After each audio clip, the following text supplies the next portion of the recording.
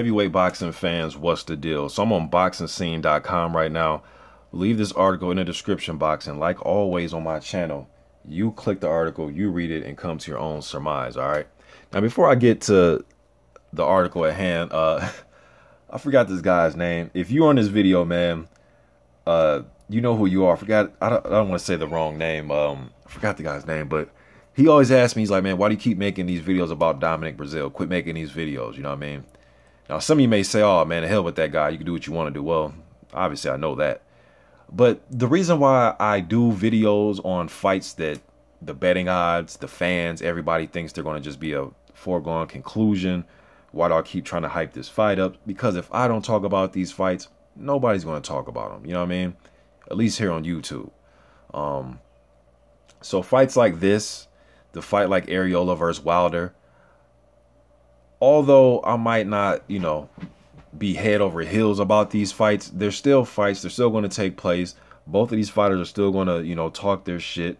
There's still styles to break down. Even if you think Joshua's going to go in there in the first round and knock him out with one big right hand.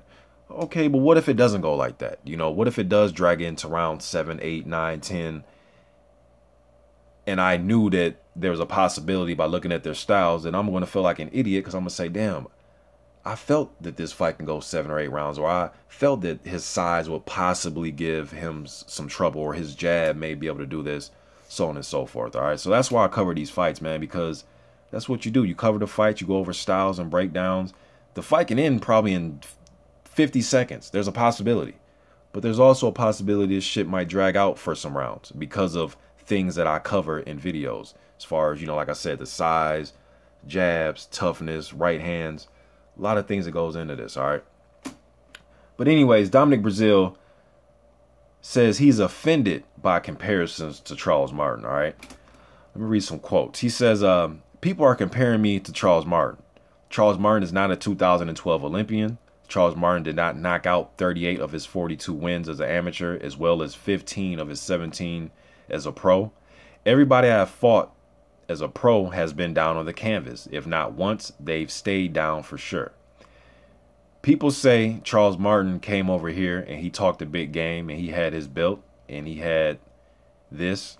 Honestly, I think Charles Martin came over with the understanding that, damn, I'm going to get my ass kicked.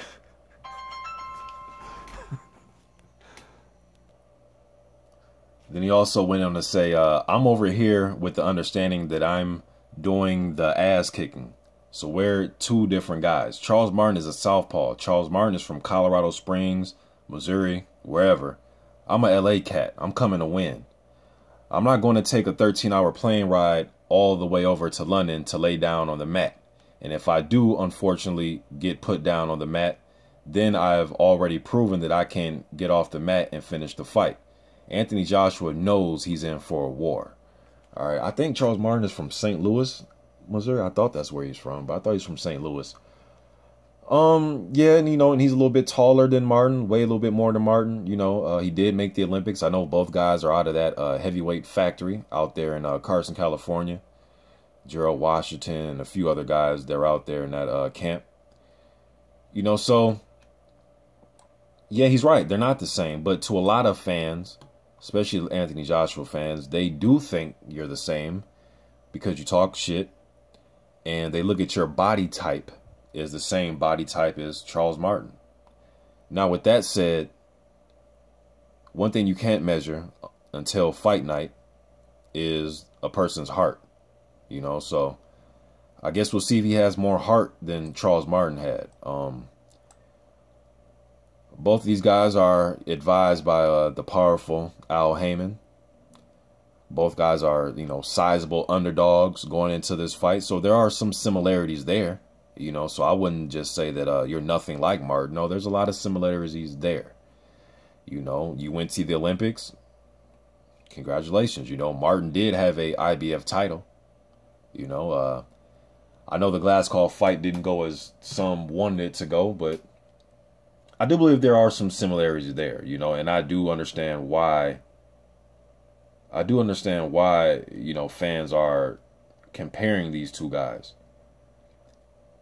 But I guess all the questions will be answered on fight night, man. I mean, all this comparing the two, I don't know who's better. To tell you the truth, I don't know who's better between Charles Martin and Dominic Breazeale. I have no fucking clue who's better. You know, but what I do know is after June 25th, we will know more about Dominic Breazeale. And we'll know more about Anthony Joshua. I'm still going Anthony Joshua in this fight. My fellow American Dominic Breazeale, I would like to see him do well. You know, I would love for our country to have another heavyweight champion. But if I'm really breaking down the styles and their skill set and their pedigree and where they've been and where they are now, I'm going to favor Anthony Joshua. I do like the confidence by Breazeale, you know, but I'm just getting this out there. I seen it on Boxing Scene, thought it was an interesting story. So he, you know, he's coming, you know, he's coming, as he say, you know, put on a show, put on a war. He wants to go to war with Anthony Joshua. Now his chin is going to be in a line of fire. So I guess we're going to see how well that chin holds up, and if he's going to be able to hit AJ on his chin, and how will AJ hold up.